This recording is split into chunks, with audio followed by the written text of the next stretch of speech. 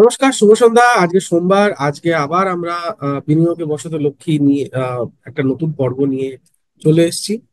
আহ, বিনিয়োগ কিভাবে করব, কোথায় করব, কেন করা উচিত, এগুলো নিয়ে আমরা বহুবার আলোচনা করেছি। আজকে আমরা একটু বাস্তবের মাটিতে পা রাখি। আমার মনে হয় সেটা খুব দরকার, কারণ আমাদের আহ যারা দর্শক বন্ধু রয়েছেন তারা নিশ্চয়ই জানতে চাইবেন যে আহ, বিনিয়োগ মানে নিশ্চয়ই করবেন। তাদের একটা, যেরকম প্রত্যেক ব্যক্তি তাদের নিজস্ব মানে শরীরের মাপ অনুযায়ী পোশাক কেনেন, প্রত্যেকের নিশ্চয়ই আলাদা আলাদা তার লক্ষ্য আছে, আলাদা আলাদা তার জীবনের একটা মানে কি বলবো, একটা গোল আছে। সেই অনুযায়ী তারা বিনিয়োগ করে থাকেন। তো এই, আমি শক্তি চট্টোপাধ্যায়ের কথায় বলতে হয়, আর সহজ করে বলতে গেলে বিনিয়োগ করতে পারি, কিন্তু কেন করবেন, কেন করবেন সেটা নিয়েই বোধহয় আজকে আমাদের আলোচনা। তো আমাদের আলোচনায় আজকে রয়েছেন কৌশিক ঘোষ। স্যার, আপনাকে অনেক অনেক আহ, স্বাগত জানাই আবার। নমস্কার। আপনাকে নমস্কার, আপনার দর্শক বৃন্দকেও নমস্কার। এবং এই অনিশ্চয়তার মধ্যে বিনিয়োগ আহ, চলতে হবে, চলতে থাকবে। তো তা আজকে আমরা একটা, মানে একটু বাস্তবসম্মত একটা উদাহরণ নিয়ে আলোচনা এবার শুরু করবো আর কি, সেটা দিয়ে। ধরুন, মানে আমরা এটা বলতে চাইছি, ধরুন যদি কারো, কোনো বিনিয়োগকারীর বয়স হয় 35 এবং তার পরিবারে 4জন নির্ভরশীল মানুষ রয়েছেন এবং তার মাসিক রোজগার 50,000 টাকা, সেক্ষেত্রে তার বিনিয়োগের আদর্শ পরিমাণ কত হবে? মানে সে কত টাকা বিনিয়োগ করবে প্রত্যেক মাসে, বা করা উচিত? দেখুন, ভালো প্রশ্ন করেছেন এবং আমি আপনাকে সাধুবাদ জানাই যে আপনি একটা বাস্তব একটা উদাহরণ নিয়ে এই পর্বটা করছেন। তার কারণ হচ্ছে, সবাই জানতে চায় এখানে বিনিয়োগ করলে কত রিটার্ন পাবো, ওখানে বিনিয়োগ করলে কত রিটার্ন পাবো। কিন্তু আমার মনে হয় সবার জানা উচিত যে বিনিয়োগটা আগের পদক্ষেপ কিন্তু সঞ্চয়। আপনার কাছে পুঁজি না থাকলে আপনি বিনিয়োগ করতে পারবেন না। ঠিক। পুঁজি ছাড়া বিনিয়োগ হয় না। এবার আমি একটা ছোট্ট উদাহরণ দিচ্ছি। ধরে নিন, অনেকেই জিজ্ঞেস করে, আরে এই শেয়ারে আমি পয়সাটা যদি ঢালি তাহলে কত রিটার্ন পাবো। কথার কথা বলছি, ধরে নিন একটা খুব উচ্চ মানের রিটার্ন পেলাম 25%, ধরে নিন বিরাট।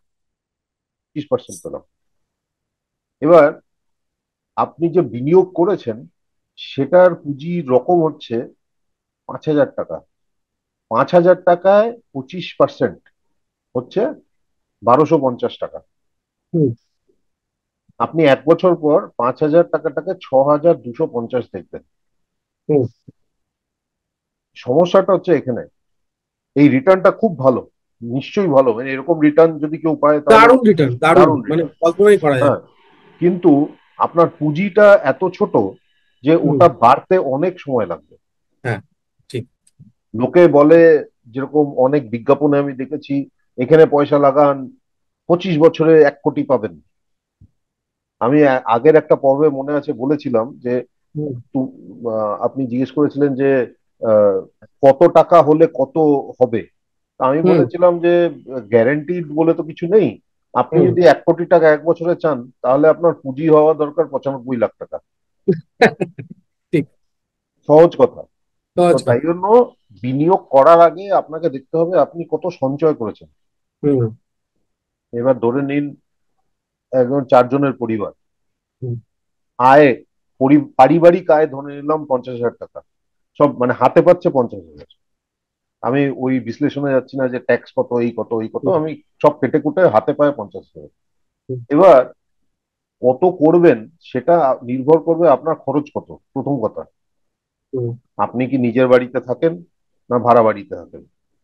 এবার 50,000 যার আয়, তার নিজের বাড়ি কিরকম হবে সেটা আমি জানি না, তবে ধরে নিন অনেকেই কলকাতায় যেরকম অনেকেই বাবা মার সাথে থাকে, যৌথ পরিবারে হুম। থাকে, তাই হ্যাঁ, হলো আমরা সেটাই ধরেই বাড়ি। নিই আর কি। হ্যাঁ, বাড়ির খরচ বলে কিছু নেই, মানে ভাড়া হুম। বলে ওরকম কিছু নেই।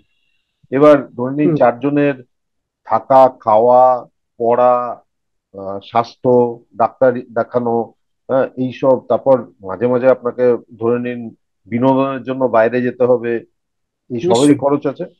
হুম। এই সব খরচ করে আপনার হাতে কত থাকবে এটা কিন্তু হুম, আপনার উপর নির্ভর করে। একদম। এবার এটা কোনো ফর্মুলা বলে কিছু নেই যে হুম, এত করতেই হবে সঞ্চয়, হুম, এরকম কিছু নেই। কেননা হুম, জীবন হচ্ছে অনিশ্চয়তা। হুম, অনিশ্চয়তায় আপনি তো ধৈর্য করতে পারবেন না যে আমার 1 মাস পরে কত খরচ হতে চলেছে। ঠিক। কিছু একটা উল্টো পাল্টা খরচ হয়েই গেল, বাড়িতে কিছু হুম, একটা খারাপ হয়ে গেল, সেটাকে মেরামত করতে হবে ধরে নিন। একদম। বা ধরে নিন ভগবান না করুন কারো অসুস্থ হলো, তার হুম, ডাক্তারের খরচ, তার ওষুধের খরচ, এগুলো সব হলো। হুম, এগুলো হুম, হচ্ছে উল্টো পাল্টা খরচ, যেগুলোকে আমরা হুম, বলি চলতি হুম, ভাষায় উল্টো পাল্টা খরচ হয়ে গেল। হুম, হুম, হুম, এবার দেখুন, আপনি যদি বিনিয়োগ করতে চান, প্রথম কথা হচ্ছে বিনিয়োগের ফাউন্ডেশন হচ্ছে শৃঙ্খলা। আপনি যদি বিশৃঙ্খল হন তাহলে বিনিয়োগ হুম, হবে না। সেরকম ভাবে সঞ্চয়ের ফাউন্ডেশন হচ্ছে, মূল হচ্ছে শৃঙ্খলা। আপনি যদি ধরে নিন, আপনি বললেন আমি 50,000 টাকা আমার আয় প্রতি মাসে। হুম, হুম, প্রথম প্রশ্ন হচ্ছে, আমার আয় যদি ব্যাহত হয় হুম, তাহলে এই 4 জনের পরিবার ছ হুম, মাস যাতে টানতে পারে, হুম, সেই পুঁজিটা কি আছে? প্রথম প্রশ্ন। এটাকে আমরা বলবো এমার্জেন্সি ফান্ড। হুম, এবং সাধারণভাবে দেখতে গেলে 6 মাসের এমার্জেন্সি ফান্ড আপনার থাকা দরকার। অনেকে বলে 1 বছর, 3 বছর, অনেকে বলে। আমি ওটা হুম, বলছি না। 6 মাসে আশা করি কোনো আয়ের ব্যাহত হলে আপনি শুধরে নিতে পারবেন। টাইম আছে একদম, আপনার হাতে, একদম। মানে সময় ধরুন আছে। স্যার, আমি যদি একটুখানি রিয়েলিস্টিক্যালি বলি, বা হ্যাঁ, ধরুন একটুখানি উদাহরণ দিয়ে বলি, যদি ওই ব্যক্তির যদি মাসিক খরচ যদি 25,000 টাকা বা 30,000 টাকা হয়, সেক্ষেত্রে সেটাকে 6 দিয়ে গুণ করে 1.5 লাখ বা 1,80,000 টাকা তার হ্যাঁ, একটা লিকুইড ব্যবস্থা থাকতে হবে, মানে লিকুইড ক্যাশের ব্যবস্থা একদম। একটা থাকতে এই হবে। এই এই এই ফান্ডটা, এমার্জেন্সি ফান্ডটা হুম, একটা পুঁজি। হুম, এটা এমন ভাবে এমন জায়গায় থাকতে হবে হুম, যেটা আপনার ইমার্জেন্সিতে আপনি তৎক্ষণাৎ নিতে পারেন। তাই হুম, জন্যই এটার নাম এমার্জেন্সি ফান্ড। হুম, হুম, হুম, এবং এটা এমন জায়গায় থাকতে হবে অ্যাটলিস্ট কিছু তো ইন্টারেস্ট পেতে পারে। একদম। এবং কোথায় থাকতে পারে আমি একটু পরে বলে মানে উদাহরণ হুম, দিয়ে দিতে পারবো যে কোথায় কোথায় থাকতে পারে। তো হুম, এবার ধরে নিন, এই প্রথম পদক্ষেপ হচ্ছে আপনি এমার্জেন্সি ফান্ড করুন। আপনি 6 মাসের এমার্জেন্সি ফান্ডটা পুঁজি জোগাড় করুন। এবার ধরে হুম, নিন আপনার 50,000 টাকা আয়, আপনার হুম, মাসিক ব্যয়, সাধারণ সাধারণ মাসিক ব্যয় হচ্ছে 40,000 টাকা। আমি উদাহরণের জন্য নিচ্ছি। হুম, আপনাকে কিন্তু ওই শৃঙ্খলাটা রাখতে হবে যে প্রতি মাসে, মাসের হুম, প্রথমেই 10,000 টাকাটাকে আমি সরিয়ে নিলাম। একদম। লোকে বলে আমার ব্যয়ের পর যা বাকি আছে সেটা আমি হুম, সঞ্চয় করব। হুম, কিন্তু উল্টো করতে হয়। আমি ঠিক। কত সঞ্চয় করব সেটা আগে নির্ধারণ করে নিলাম, বাকি থেকে আমি ব্যয় করব। একদম। কেননা যে মুহূর্তে আপনি বলবেন আমি যতখানি ব্যয় করেছি তারপর সঞ্চয় করব, কোনো তাহলে এক আপনার মাসে সঞ্চয় বলবেন হবে না। হ্যাঁ হবে না, তাহলে সেই শৃঙ্খলাটা থাকবে না। আপনি যদি বলেন আমি 10,000 টাকা করব, করুন 10,000। মাসে প্রথমে 10,000টা সরিয়ে ওই এমার্জেন্সি ফান্ডে দিয়ে দিন। একদম। এবার ধরে নিন আপনার হচ্ছে 25,000 টাকা, 6 মাস হচ্ছে 1.5 লাখ টাকা।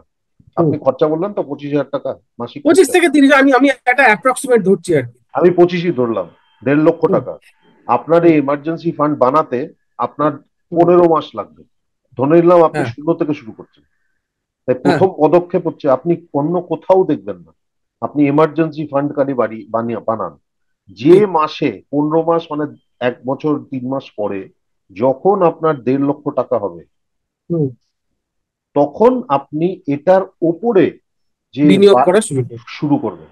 হুম, এটাকে বলে শৃঙ্খলা। হুম, এবার কি হুম, হয়, লোকে বলে, এবার অনেক ক্ষেত্রে আমি দেখেছি লোকের কাছে অনেক লোন আছে, এদিকে বলছে আমি কোথায় আমি এই যে আমি যে সঞ্চয় করেছি এটাকে হুম, কোথায় ইনভেস্ট করব। আমি হুম, বললাম আপনি আগে লোনটাকে শোধ করুন। ঠিক। ওখানে আপনি ইন্টারেস্ট দিচ্ছেন আর এদিকে হ্যাঁ, বলছেন ইনভেস্ট করবেন, তো হ্যাঁ, আপনার তো ঘরে ঘরে কোনো লাভ হবে না। না। তাই জন্য এটা শৃঙ্খলার প্রথম পদক্ষেপ হচ্ছে আপনি এমার্জেন্সি ফান্ডটাকে বানান। হুম, এবার এবার ধরে নিন কারোর একটা এমার্জেন্সি ফান্ড আছে, হুম, ধরে নিন তার হুম, 1.5 লক্ষ টাকা একটা এমার্জেন্সি ফান্ড আছে। হুম, কোথায় রাখবে ফান্ডটা?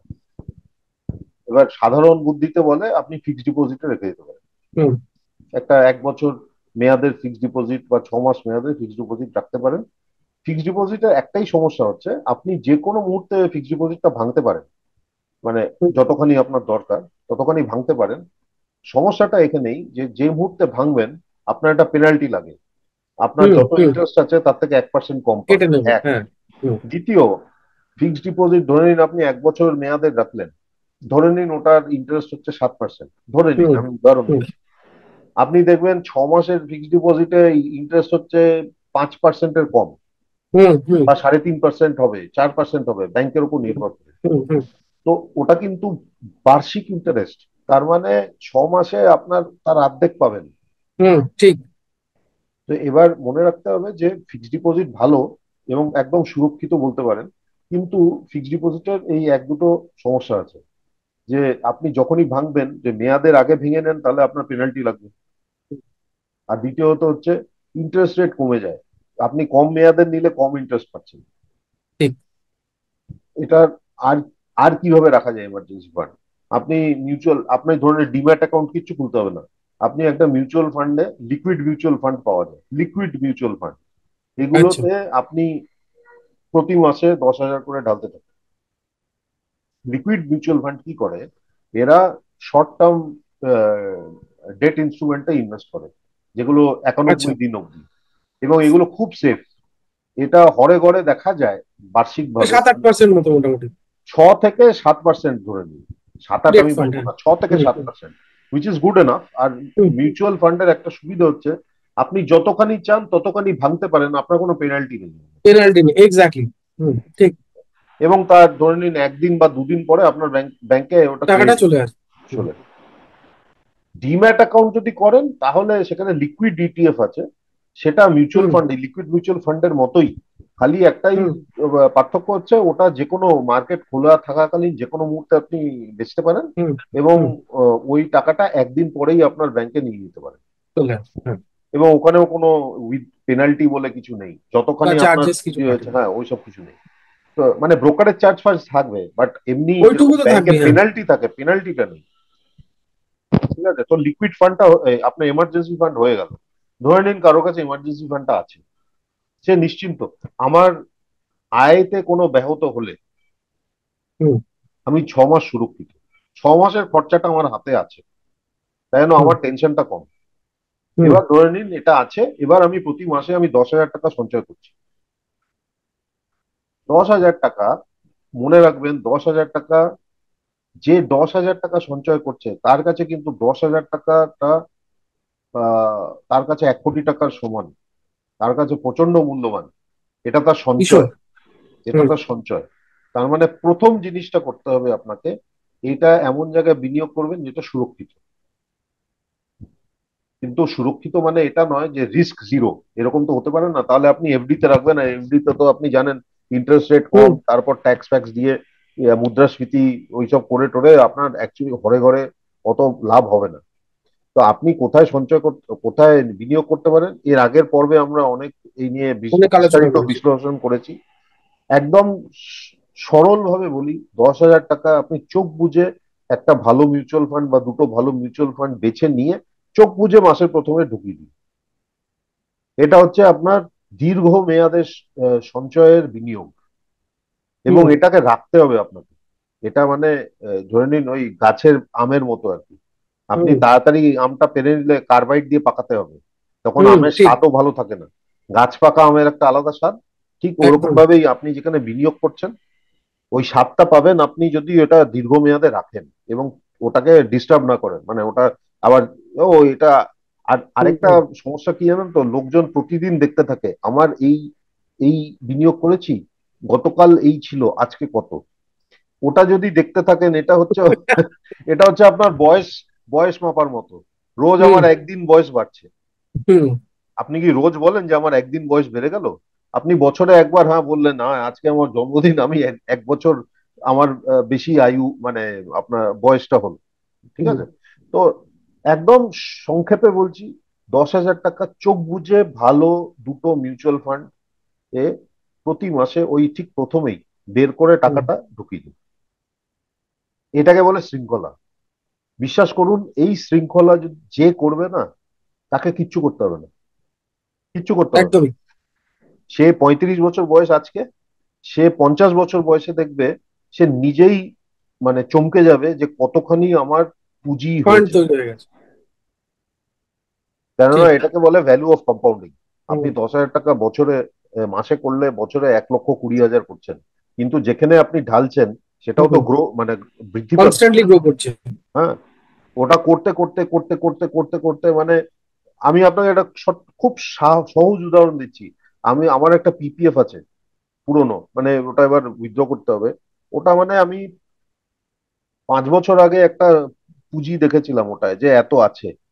আমি তারপর না আর কিছু করিনি, আমি ভুলেই গেছি। এবার আমাকে যখন উইথড্র করবো আমাকে ওই 5 বছরের পেনাল্টি, ওই 200 টাকা করে পেনাল্টিটা দিয়ে রেগুলারাইজ করে তারপর বের করতে হবে। আমি চমকে গেছি, আরে এত টাকা হয়ে গেছে। এটাই হচ্ছে যে আপনি ওর দিকে তাকাবেনই না। ওটা ঢুকিয়ে দিয়েছেন মিউচুয়াল ফান্ডে, একদম ভুলে যান ওটাকে। মনে করুন আপনার কাছে ওটা নেই। নেই। হ্যাঁ। আর আরেকটা জিনিস বলি, এবার লোকজন জিজ্ঞেস করবে, কেননা বাঙালি ভ্রমণ প্রিয়, বাঙালি খাদ্য প্রিয়, তাহলে দাদা আমি তাহলে কি পরিবারের সুখ স্বাচ্ছন্দ্য বর্জিত করে আমি কি খালি সঞ্চয় করব? তাতে তো মানে ধরে নিন, আমি এমনি মজার জন্য বলছি, স্ত্রীর হুম। সাথে তো রোজই কলহ লাগবে যে আমরা কোথাও ঘুরতে যাচ্ছি না, তাই না? এবার এবার ব্যাপার দেখুন, আমি যেটা বললাম, আপনি সঞ্চয়টাকে পরিমাণটা ঠিক করে নিন, হুম। বাকি টাকা দিয়ে আপনি আপনার যা করার অ্যাডজাস্ট করুন। করুন। এটা কিন্তু করতে হবে। এটা আরেকভাবে আমি উদাহরণ দিচ্ছি। আপনার ধরে নিন আপনার 35 বছর বয়স, আপনি হুম। যখন তখন যা কিছু খেতে পারেন, আপনার হুম। বদহজম হবে না। হুম। আপনার 45 বছর বয়সে ঠিক ওরকম ভাবে করতে গেলে আপনি পারবেন না। না, আপনার শরীরে দেবে না, আপনার অসুস্থ একদম। লাগবে, অসুস্থ হয়ে একদম। যাবে। তাই জন্য ওটা বলা হয় এমন খাবেন যাতে শেষ দিন পর্যন্ত ওরকম ভাবেই খেতে পারেন। খেতে পারেন, ঠিক। না হলে কি হয়, বাঙালির আরেকটা সমস্যা হচ্ছে সুগার, তাই তো? হুম। হুম। সুগার হচ্ছে বাঙালির একটা প্রবলেম, সবার সুগার। এমন মিষ্টি খেয়েছে জীবনের প্রথম 30 বছরে, তারপর আর আর বাকি 40 বছর আর মিষ্টি খেতে পারছে না। মিষ্টি খাওয়ার মতো অবস্থায় নেই। তার চেয়ে যদি পরিমাপ অনুযায়ী আপনি মিষ্টি খেতেন তাহলে কিন্তু 70 বছর ধরে মিষ্টি খেয়ে যেতে পারতেন। একদম। একদম। তো ঠিক ওরকম ভাবেই আপনার যে খরচার প্রবণতা, আপনি খরচা করুন, নিশ্চয়ই করবেন, কিন্তু আপনাকে দেখতে হবে আপনার আপনার কাছে কত আছে সেই অনুযায়ী খরচা করতে হবে তো। এবার হুম। অনেকে বলে ক্রেডিট কার্ডে করে নেবো, লোন নিয়ে করে নেবো। দেখুন, লোনও নিতে পারেন, ক্রেডিট কার্ডও নিতে পারেন, আপনি স্বাধীন ব্যক্তি, সবই করতে পারেন। একটাই মনে রাখবেন, আমরা সবাই এসব ভুল করেছি। লোন নিয়ে করা হুম। মানে কি, ভবিষ্যতের আয়টাকে আজকে আমি ব্যয় করছি, এটাই হচ্ছে লোন। আর আপনার কথা অনুযায়ী যদি বলতে হয় স্যার, তাহলে আহ, আজকে আপনি যে 10,000 টাকা আপনি বিনিয়োগ করছেন, ভবিষ্যতে 10,000 টাকা কিন্তু একই মূল্য থাকছে না। তো ফলে হ্যাঁ, আপনাকে এখন থেকে যদি আপনি ব্যবস্থা না করে রাখেন, হ্যাঁ, ভবিষ্যতে গিয়ে কিন্তু কুল কিনারা পাবেন না। হ্যাঁ, একদম, একদম। এখন আমি তো বলছি মানে আমার মাঝে মাঝে খুব, আমি আমি একদম সোজা কথা বলছি, আমার মাঝে মাঝে খুব ভয় লাগে। কেন বলুন তো? মানে সবার নিজের জন্য সবাই ব্যাকুলতা থাকে। হুম। আমি যখন দেখি মানে অল্প বয়স, যাদের অনেক অল্প বয়স, যারা কিভাবে তারা আয় ব্যয় সঞ্চয় করছে বা করছে না, সেটা দেখে আমার সত্যি ভয় লাগে মাঝে মাঝে, যে এই 10 বছর পর এদের কি হবে। একদম। কেননা আরেকটা জিনিস মনে রাখবেন, আজকে যে যে আপনার শৃঙ্খলা আছে, আপনি যদি বিশৃঙ্খল হয়ে যান, তাহলে যে অভ্যাসটা আপনার হয়ে যায় না, যে ধরে নিন যখন চাই আমি খরচা করে দিলাম, যখন চাই তো খেয়ে নিলাম, যখন চাই বেড়াতে চলে গেলাম, অনেকেই বলে আরে চলে গেলাম, ও দেখার কিছু নেই, কোনো সমস্যা নেই, খালি সমস্যাটা এটাই যে এটা করতে করতে কি হয়, আপনি ভবিষ্যৎটাকে কিন্তু আপনি খুব রিস্ক, একটা মানে ভবিষ্যতে একটা বিপদের রিস্ক মধ্যে এনে, নিয়ে ফেলছেন। হ্যাঁ, একদম। কেননা তখন তখন আপনি গিয়ে পেছন দিকে যদি তাকান, তখন আপনি হায় হায় করবেন যে কেন আমি একটু বাছবিচার করে খরচাটা করিনি। করিনি। ঠিক। এটাই।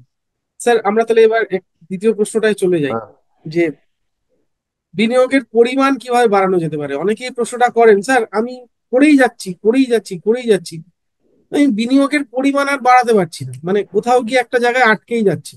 এবার বয়সের সঙ্গে সঙ্গে আপনার মুদ্রাস্ফীতির কথা মাথায় রেখে আপনাকে বিনিয়োগের পরিমাণও একটু একটু করে বাড়াতে হবে, সেটা তো মানে আপনার বেসিক একটা একটা ল বলছে, মানে একটা একটা আইন, বিনিয়োগের আইন বা বিনিয়োগের একটা সূত্র বলা যেতে পারে। দীর্ঘমেয়াদী সূত্র যদি আপনি ধরেন, তাহলে আপনাকে অল্প অল্প অল্প অল্প করে বিনিয়োগ বাড়িয়েই যেতে হবে, নাহলে আপনি খরচ আলটিমেটলি আপনি সামলাতে পারবেন না ভবিষ্যতে গিয়ে। তাহলে তারা কি করবেন, মানে আমি বলছি এই রকম মিডল ক্লাস ফ্যামিলির ক্ষেত্রে বলছি, তারা কিভাবে আহ, এটা বাড়াবেন আর কি, বিনিয়োগটা কিভাবে বাড়াবেন? এবার ধরে নিন, আমি তো আগেও বলেছি যে আপনি যদি বিনিয়োগের কথা বলেন তাহলে একটু ইতিবাচক হতে হয়।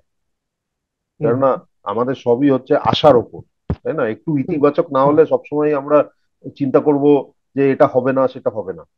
হুম। ধরে নিন, যে আজকে 50,000 টাকা বাড়িতে আনছে, সে পরের বছর আনবে 55,000 টাকা প্রতি ঠিক। মাসে। ঠিক। আজকে আপনি 50-এর মধ্যে 10 সরিয়ে রাখছেন, হুম। ওই একই মাপে আপনি, মানে 50-এর 10 মানে 20%, হুম। 20%। আপনি কুড়ি একদম। শতাংশ 55,000-এর থেকে সরান। একদম, আপনি 11 সরিয়ে রাখবেন।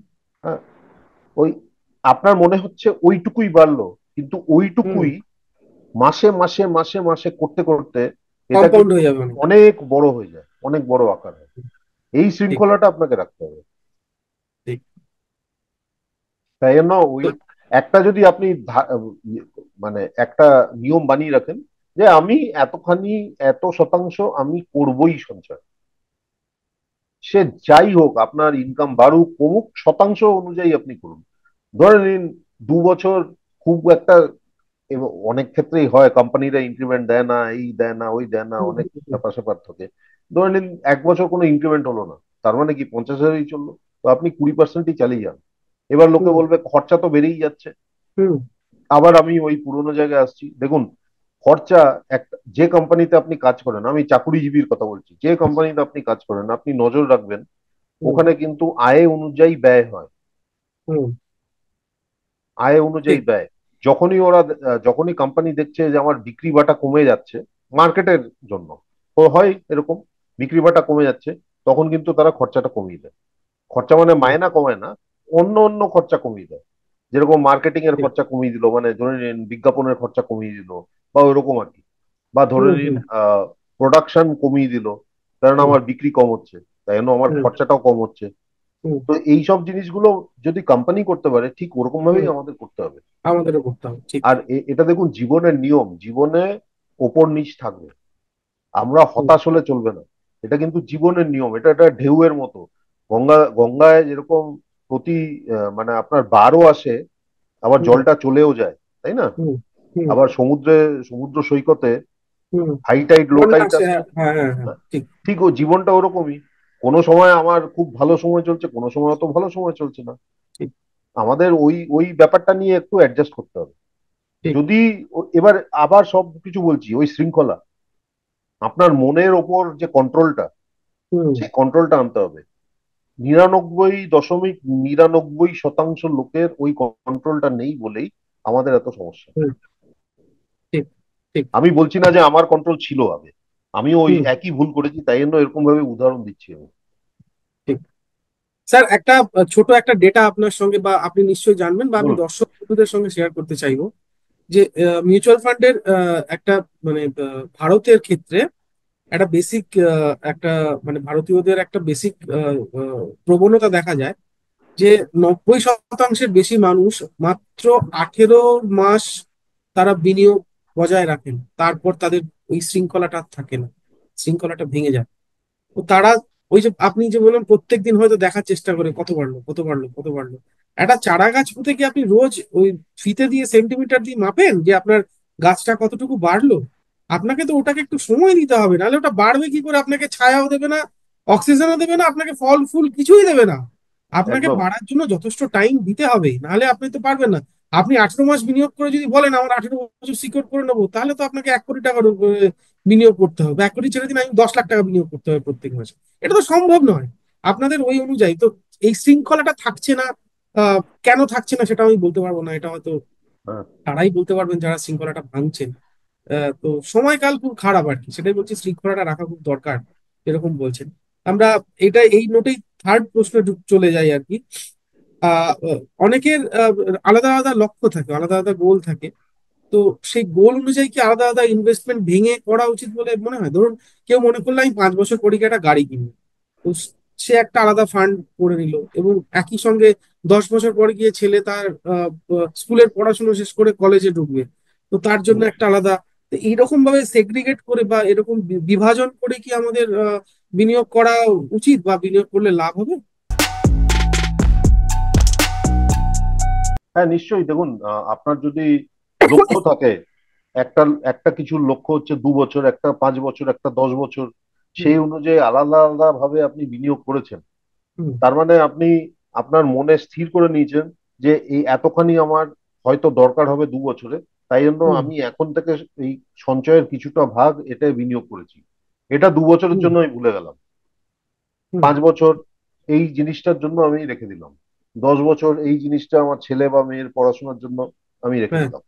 হুম। হ্যাঁ, নিশ্চয়ই করা উচিত, তাহলে তো আরো শৃঙ্খলাটা বাড়ে। কেননা একদমই। কেননা একদমই। তখন তখন আপনি জানেন যে এই জন্য আমি কি রেখেছি, কোনটার জন্য কি কি রেখেছি। ঠিক। এবং ওটাতে আরেকটা সুবিধা কি জানেন তো, আরেকটা হচ্ছে যে যখন ওই জিনিসটা করতে হয়, হুম। এবার ধরে নিন কেউ, আমি খুব সহজ উদাহরণ দিচ্ছি, আপনি দু হুম। বছরের পরে একটা বাইক কিনবেন বা একটা গাড়ি কিনবেন, ধরে নিলাম একটা গাড়ি কিনবেন ধরে নিলাম। এবার এই আপনি যে পুঁজিটা করছেন 2 বছর পরের জন্য, সেটা আজকের হুম। দামের আন্দাজে করছেন। হুম। আপনার একটা গাড়ি পছন্দ, মানে এরকম একটা কিনবো, মোটামুটি এই দাম, আমি 2 বছর পরে যদি কিনি তাহলে আমার এত দরকার হবে, তাই জন্য আমি করছি। হুম। এবার হুম। 2 বছর পর যখন আপনি এক কিনতে যাচ্ছেন, তখন হঠাৎ হুম। দেখলেন আরে আরো 2-3টা নতুন নতুন গাড়ি বেরিয়েছে, ওগুলো হুম। তো আরো ভালো, কিন্তু হুম। ওখানে ওই 50,000 টাকা বেশি, 1 লাখ টাকা বেশি, এরকম। তখন দেখবেন আপনার কি বলি, ঠিক আছে একটু বেশি দিয়েই কিনে নিলাম, ওখানেই কিন্তু ঠিক। শৃঙ্খলাটা একটু ভেঙে যায়। এই ভেঙে একটা গেল। সমস্যা। হুম। আপনি তখন ওই টাকা অনুযায়ী গাড়ি কিনুন, একদম। এটাই আপনার যে হচ্ছে। পুঁজি আছে সেই পুঁজি অনুযায়ী আপনি গাড়ি কিনুন। হ্যাঁ, সোজা কথা। দাদা, হুম। আমি আমি যদি এখন, আমি একটা, আগেও আমি অনেক বছর যখন মানে কাজ করেছি, সেখানে আমি লোকজনকে বলতাম, মানে কাস্টমারের কাছে, মানে সেলসে, আমি বললাম যে আপনি যদি মারুতি শোরুমে গিয়ে বলেন যে, বা নো ধরে নিন মার্সিডিজ বেঞ্জের শোরুমে গেলেন, বললেন হুম। এই গাড়িটার দাম কত, কেউ বললো 50 লাখ টাকা। হুম। আমি বললাম আমার না এই গাড়িটা 10 লাখ টাকায় চাই, আপনাকে কি দেবে? দেবে না, তাই না? ঠিকই। গড়িয়াহাটে হুম। ফুটপাতের মার্কেটেও কেউ যদি বলে 100 টাকা, আপনি তো হুম। 5 টাকা বলবেন না, আপনাকে না। ভাগিয়ে দেবে, হ্যাঁ, তাই না? একদম। এক দুটো কটু কথা বলে ভাগিয়ে দেবে আপনাকে, হুম। তাই না? তো হুম। ব্যাপার হচ্ছে যে আপনি ধরে নিন মাথায় রেখেছেন আমি গাড়ি কিনবো, 10 লাখ টাকার গাড়ি কিনবো, হুম। উদাহরণ দিচ্ছি। আর হুম। তখন যখন 2 বছর পর গাড়ি কিনতে অ্যাকচুয়ালি গেলেন, তখন হুম। দেখলেন ওই যে গাড়িটা আমি 10 লাখ করছিলাম সেই গাড়িটা এখন 12 লাখ হয়ে গেছে। আর হুম। 10 লাখে আমার একটু একটু মানে, আমি 100% স্যাটিসফাইড নই, কিন্তু গাড়িটা ঠিক আছে। আমি ঠিক বলবো আছে। হ্যাঁ। আপনি ওই 10 লাখের গাড়ি কিনুন, আপনি ঠিক। কেন অযথা 2 লাখ বেশি করবেন? হুম। এবার লোকে বলবে আপনি দাদা এরকম বললে তো জীবনের স্বাদ কি করে পাবো। এবার দেখুন, এটা হচ্ছে সবার নিজের মনোবৃত্তির কথা। আমি এইটুকু বলতে পারি যে আপনার বয়স যত বাড়বে, কিছু কাল পরে সবাই বুঝতে পারে যে এইসব করে খুব একটা লাভ হয় না। ঠিক। মানে যে একটা বড় গাড়ি কিনলাম, এটা কিনলাম, লোকে বলবে ও এ বড় গাড়ি কিনেছে। সত্যি কথা বলতে কি, লোকে কি বলবে আপনার সম্বন্ধে, আপনার কি আছে সেই অনুযায়ী, হুম। সেটা কিন্তু কিছুদিন থাকে, সেটা কিন্তু ঠিক। সবসময় থাকে না। ঠিক। আপনি যত বড় গাড়ি কিনবেন, আমি ওই আপনার উদাহরণ বলছি, যত বড় গাড়ি কিনবেন তত বড় মেনটেনেন্সও লাগবে কিন্তু। ইন্স্যুরেন্স লাগবে, মেনটেনেন্স ইন্স্যুরেন্স। লাগবে, তেলের খরচ লাগবে। তারপর একদম। আমাদের তো রাস্তাঘাটের অবস্থা জানেন, কোথায় একটা দারুণ। বাইক বাঁ দিক থেকে, বাঁ দিকে বাইক ঢোকানোর তো অভ্যাস আমাদের এখানে। এটা ও কিছুই না, এটা ঘষা লেগে চলে গেল, ও ইচ্ছে করে ব্যাস। করেনি, ব্যাস হয়ে গেল, ওখানেই আপনার 30,000 টাকা বেরিয়ে গেল পেন্টিং এ, তাই না? তো ওই হচ্ছে ব্যাপার। তারপর পার্কিং করতে যাবেন, পার্কিং পাচ্ছেন না, গাড়ি ঢোকাতে পারছেন না। রাস্তা নিয়ে ঘুরে যেতেই হবে, ঘুরে হ্যাঁ, যেতে হবে, আপনি দাঁড় হ্যাঁ, করাতে পারবেন না। হ্যাঁ, পুলিশ এসে চালান কেটে দেবে। হ্যাঁ। তো এই জিনিস চলতেই থাকবে, ফলে আপনাকে এটা খুব ভাবিয়ে সহজ আনতে উদাহরণ হবে। দিলাম, আমি খালি বলতে চাই যে আপনি যে একটা টার্গেট নিয়েছেন, যে টার্গেট কি নিয়েছেন, যে এই খরচার মধ্যে আমি ওই জিনিসটা করবো। ঠিক। এবার আরেকটা আর খুব স্পর্শকাতর জায়গায় আমি বলছি, হুম। ছেলে মেয়ের পড়াশোনা, 10 হুম। বছর পর হুম। একটা পুঁজি করেছি, এই সঞ্চয় করে বিনিয়োগ করে একটা পুঁজি হয়েছে। এবার ওই সময় আমরা তো জানি মুদ্রাস্ফীতি, এবার ওই হুম। সময় দেখা গেল যে ছেলে বা মেয়ে বলছে যে এখানে পড়বো, এত খরচ। হুম। এবার কি হয় সাধারণত বাবা মারা বলে আচ্ছা ঠিক আছে পড়, ঠিক আছে কোথাও থেকে আবার ব্যবস্থা করছি। হুম। এটা কিন্তু বিশাল বিপদের কথা। কিন্তু তখন লোনের চক্করে চলে যায় আর কি। ব্যাস, তখনই আপনার সঞ্চয় পুঁজি সব শেষ হয়ে সব যাবে। সব শেষ, সব সব শেষ। শেষ। তো আপনাকে ওই ওই জিনিসগুলো এড়াতে হবে। আপনি যেরকম পুঁজি অনুযায়ী আপনি গাড়ি কিনবেন, পুঁজি অনুযায়ী আপনার ছেলে মেয়েকে হ্যাঁ পড়াশোনা সোজা করাবেন, কথা, সেইভাবে। আমি তো বলি মানে আমার ছেলে হ্যান্ডিক্যাপ, তাই জন্য ও তো এইসব গুলো করতে পারবে না। যদিও নর্মাল হতো তাহলে আমি আমি তো সোজা কথা সরকারি কোনো ইনস্টিটিউশনে ওকে পড়তে হবে, যেরকম আমিও করেছি, সবচেয়ে কম ঠিক। খরচে। আমিও কেন তাই করবো করেছি। না? সোজা হুম। কথা, আমার তো মানে শিক্ষা দরকার আর ডিগ্রি দরকার, সেটার হুম। খরচা আমি মিনিমাইজ করব। কেননা সেই হুম। ডিগ্রি হুম। হুম। দিয়ে আমাকে আগামী 30 বছর চাকরি করতে হবে বা ঠিক। 40 বছর আয় করতে হবে, হুম। তাই না? আগেই আমি যদি যদি লোন নিয়ে নেগেটিভে শুরু মাথায়, করি, হ্যাঁ, খুব মুশকিল হয়ে যাবে তাহলে। হ্যাঁ, আমি ডিগ্রিটা নিতে গিয়ে যদি আমার পুঁজি, আমার বাবার পুঁজি বা আমার পুঁজিটা হ্যাঁ, নেগেটিভ থেকে শুরু হলো, যে আমি চাকরি করার প্রথম দিন থেকে আগে আমি লোন শোধ করতে করতে আমার অবস্থা হ্যাঁ, খারাপ হয়ে যাচ্ছে, একদম। তাহলে তো আমার কোনো লাভ হলো না। তো ফলে ওই জিনিসটা সকলকেই ভাবতে হবে। তো এই এই নোটেই আমরা পরবর্তী প্রশ্নে চলে যাই। ভবিষ্যতের সঞ্চয় তৈরির জন্য কতটা দীর্ঘমেয়াদী বিনিয়োগের প্রয়োজন বলে মনে হয়? মানে ধরুন, আহ, আমরা যদি স্ট্যান্ডার্ড অবসরের বয়স যদি আমরা ধরে নিই 60 বছর, সেক্ষেত্রে যত দ্রুত শুরু করা যায় ততই ভালো, সেটা আমি জানি। সেটা আপনিও একই কথা বলবেন, আমরা এই আমি নিয়ে এই আলোচনা উদাহরণই করেছি। নিচ্ছি, আপনি ধরে নিন আপনার বয়স 35, এর হুম। আগে আপনি কোনো বিনিয়োগ করেননি, হুম। আপনার সঞ্চয় খালি পিএফ এ আছে, ধরে নিন, হ্যাঁ। হুম। ধরে নিন আমি এই উদাহরণটা নিলাম। হুম। আপনি হতাশ হবেন না, আজকে হুম। থেকে শুরু করুন। হুম। আপনি দেখবেন আগামী 20 বছরে আপনার যথেষ্ট ভালো আপনার কাছে পুঁজি হবে, যথেষ্ট ভালো। যে উদাহরণ দিচ্ছি সেই উদাহরণ অনুযায়ী আপনার 50,000 টাকা মাসে এখন আসে, প্রতি বছর হুম। ধরে নিন 7% থেকে 10% আপনার আয় বাড়ছে মাসিক, সেই হুম। অনুযায়ী ওই 20% একটা সঞ্চয় করুন, সঞ্চয়টাকে হুম। বিনিয়োগ করুন মাসের হুম। প্রথমে চোখ বুজে। বিশ্বাস করুন 20 বছরে আপনি যদি একদম ঠিকঠাক মিউচুয়াল ফান্ডে, আমি কিচ্ছু বলছি না আপনাকে শেয়ার ফেয়ার কিচ্ছু করতে হবে না, আপনি ভালো দুটো মিউচুয়াল ফান্ডে মাসে প্রথমে ঢেলে দিন চোখ বুজে।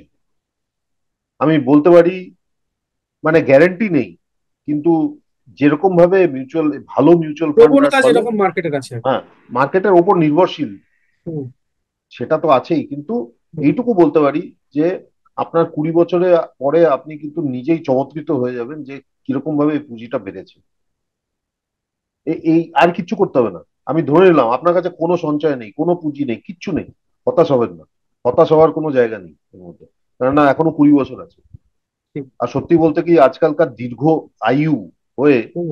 আমাদের ভবিষ্যতে কি হবে জানি না, তবে এখন থেকেই আমার মনে হয় আমাদের কিন্তু আয়টা করেই যেতেই হবে। এখন আর রিটায়ারমেন্ট 60 বছর 60 বছরের সেই ব্যাপার লাক্সারিটা বোধহয় আর কেউ পাবে না আর আর কি। নেই, আর নেই। না, আপনাকে বেঁচে থাক জীবন ধারণ করতে হলে আপনাকে এরকম নয় যে 60 বছর পরে আমি রিটায়ার করে নেব, মানে অখণ্ড কিছু অবসর পরে হয়ে গেল। আপনাকে আয় করতেই হবে, আয় কিছু, করতেই হবে, কিছু না এবং কিছু সেটা একটা আয় 35 আপনাকে করে বছর যেতে হবে। বয়স থেকে আপনাকে একটু দেখতে হবে যে কোথায় কোথায় আমি নিজের স্কিলটাকে বাড়াতে পারি। স্কিলটাকে বাড়াতে পারেন, ঠিক। মানে স্কিল বাড়ানোটা এক ধরনের বিনিয়োগ। হ্যাঁ, একদম। মানে নিজের উপর বিনিয়োগ করছেন হ্যাঁ, আপনি, যাতে ভবিষ্যতে আপনার আয়টা বাড়ে। হ্যাঁ, তো আপনাকে সেই দিকটাও চিন্তা করে যেতে হবে যে কি কি করবো আর কি, কিভাবে করবো। তো হ্যাঁ, ঠিক আছে, এটাই এটাই মানে এই নোট দিয়ে আমরা শেষ করি যে দীর্ঘ মেয়াদের কথা ভাবুন আপনি। আহ, আহ, স্বল্প মেয়াদ মানে 1 মাস পরে, 2 মাস পরে, 5 মাস পরে, 1 বছর পরে, 1.5 বছর পরে, এটা করে কিচ্ছু হবে না। শৃঙ্খলা থাকা অত্যন্ত দরকার। এবং আহ ওই যে করতে পারি কিন্তু কেন করবো, কেন করবে জানুন, কেন করবেন জানেন? সরি, আমি আমি বয়সের ছোটদের ক্ষেত্রে এটা প্রয়োগ করা যেতে পারে। হ্যাঁ, কিন্তু কেন করবেন জানেন? আপনার ভবিষ্যতের আহ এটার উপরই আপনাকে কিন্তু নির্ভর হয়ে বাঁচতে হবে। কারণ হ্যাঁ, কেননা অনেকেরই আমাদের তো বেশিরভাগ দেখুন মানুষের টেনশন থাকবে।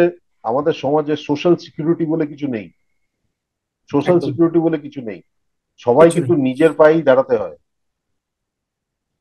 তাই জন্য একদম। এটা কিছু করার নেই। এখন ব্যাপার হচ্ছে, হুম। এবার বলে যে অনেক অনেক দেশে সোশ্যাল সিকিউরিটি আছে, হুম। গভর্নমেন্ট টাকা দেয় রিটায়ারমেন্টের পর, কিন্তু সেখানেও আজকের ঠিক। তারিখে দেখছে যে ওই টাকা হুম। দিয়ে চলে না, মুদ্রাস্ফীতির জন্য। ঠিক।